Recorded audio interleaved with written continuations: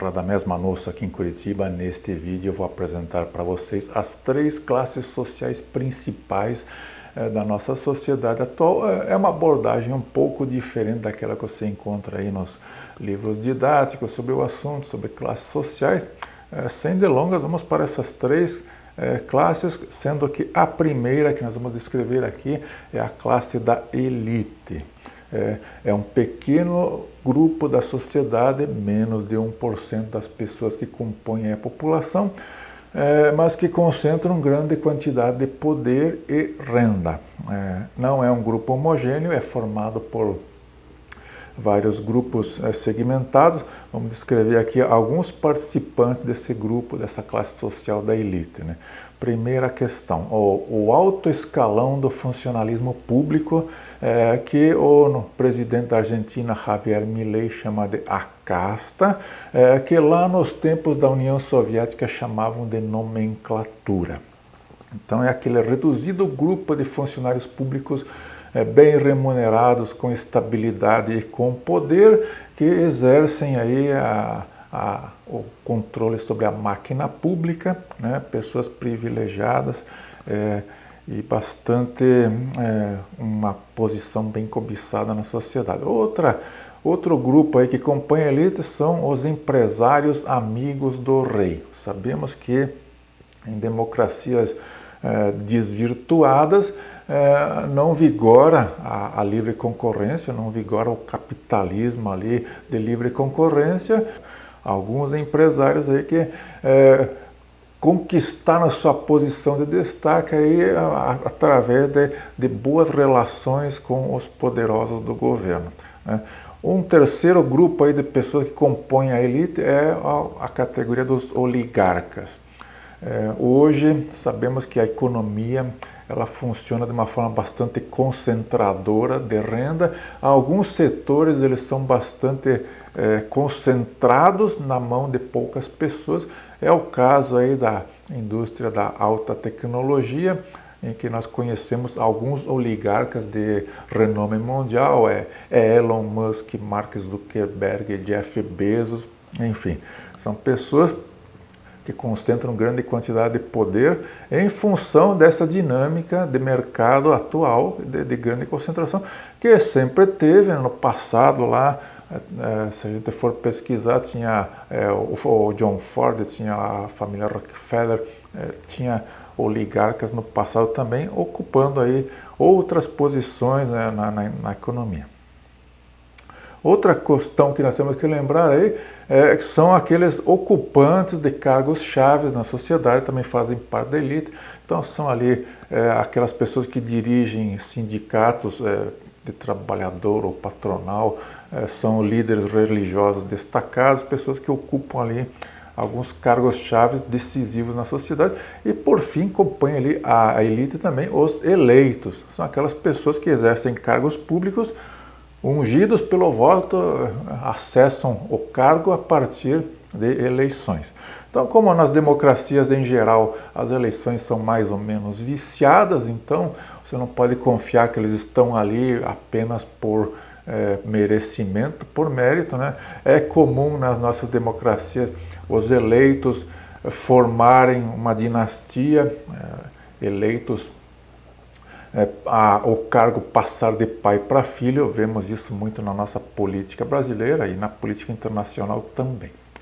Então agora vamos para a segunda categoria social, a segunda classe que nós vamos descrever aqui, que é a classe dos dependentes. O que significa isso? Dependente, nós vamos chamar aqui uma pessoa que não tem renda suficiente para prover o seu próprio sustento e ela depende aí de entrada de recursos que vêm de fora, não é a partir do seu próprio trabalho, da sua própria renda que ela consegue sobreviver.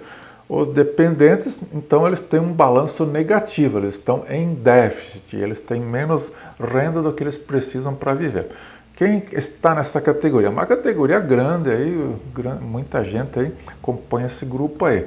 Primeiramente, vamos lembrar que na nossa pirâmide populacional brasileira, no Brasil nós temos 203 milhões de habitantes, Desses 203 milhões, 20%, arredondando, são crianças, pessoas com seres humaninhos com menos de 15 anos, de 14 anos para baixo.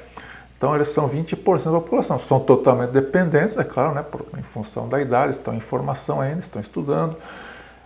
E tem na outra ponta da pirâmide aí, os idosos, pessoas 65 mais, que são mais ou menos 10% da população.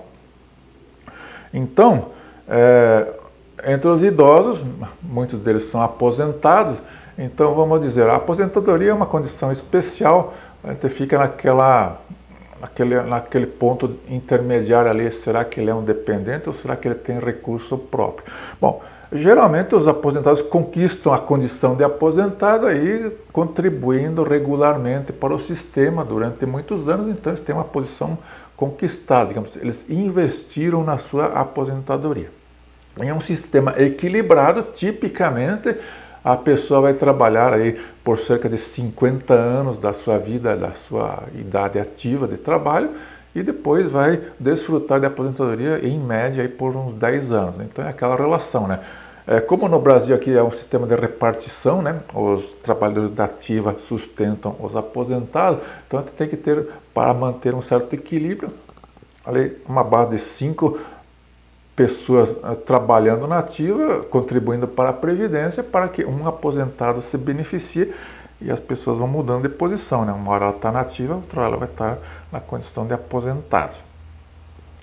Então, além disso, então daí a gente tem que voltar aqui às estatísticas.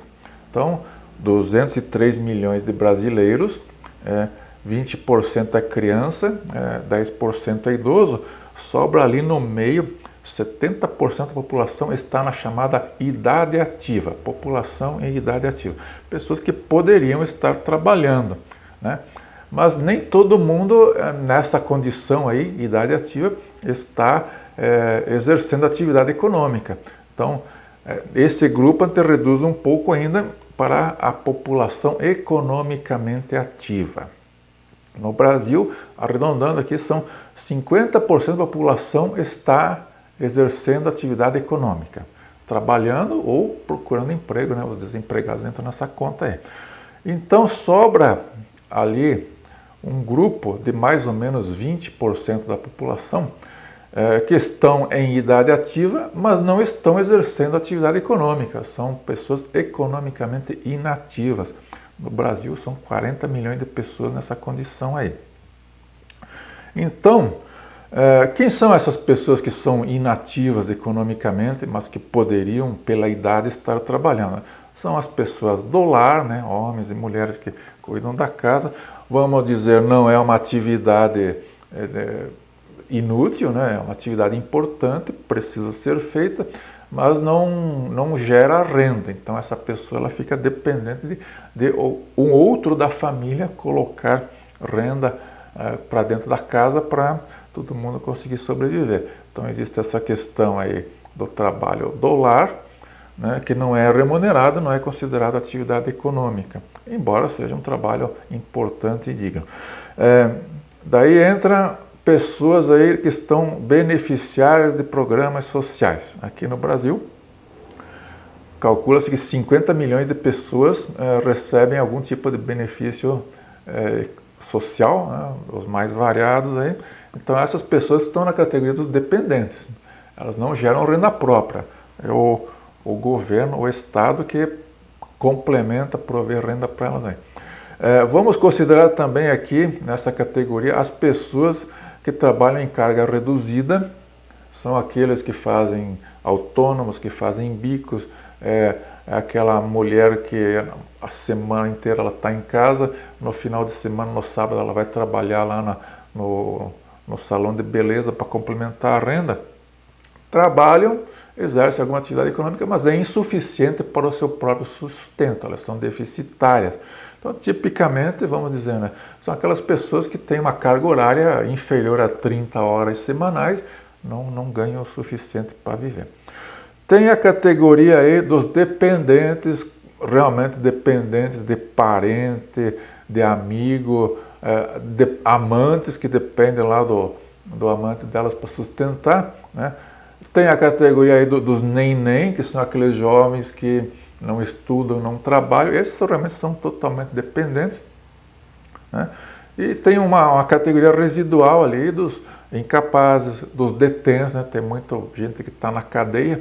Então, todos esses grupos aí são a categoria dos dependentes. Uma parte desse grupo a gente poderia chamar de parasitas da sociedade. Realmente não estão fazendo nada, vivem encostados, vivem na sombra. Esse é um problema a ser resolvido.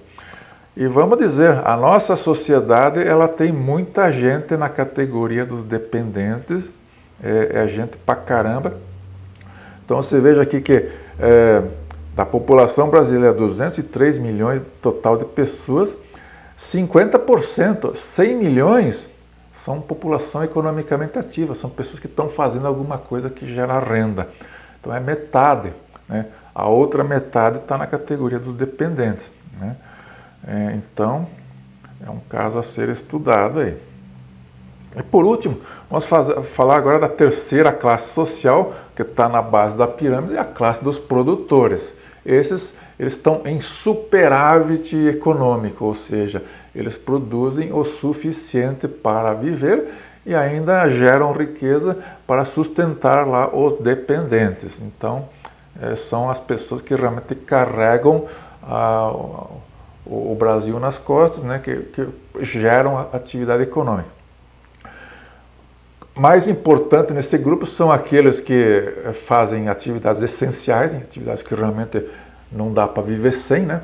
Então aí nós estamos desde pequenos produtores, grandes empresários, autônomos, trabalhadores, empregados, mas que estão fazendo coisas que realmente produzem, né? Por exemplo, a agricultura, né?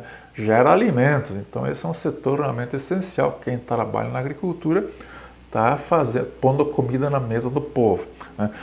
Setor da indústria, de máquinas, equipamentos, né? Pessoas que fazem ferramentas, máquinas, equipamentos para produzir mais, né? Para gerar capital. Então são funções essenciais. Pessoas que trabalham na infraestrutura, energia elétrica, rodovias, portos, transporte, né? Então são pessoas que fazem coisas realmente essenciais. Até poderia colocar aí na classe dos produtores também, né? Aqueles que exercem algum tipo de atividade que não é essencial no sentido assim de que coloca comida na mesa das pessoas. Por exemplo, são os investidores, os rentistas, os especuladores.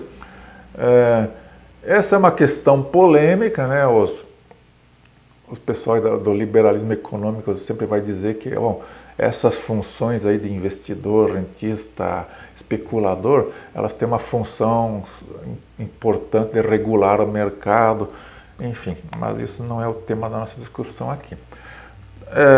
No Brasil, aproximadamente 50% da população entra nessa categoria dos produtores. Então, vocês vejam que nós temos uma estrutura de classes sociais em que ali cerca de 1% é elite, né? Quase 50% é dependente e os outros 50% são produtores. Então, você acha que isso é uma estrutura equilibrada? O que você tem a dizer sobre isso? Obrigado, fui.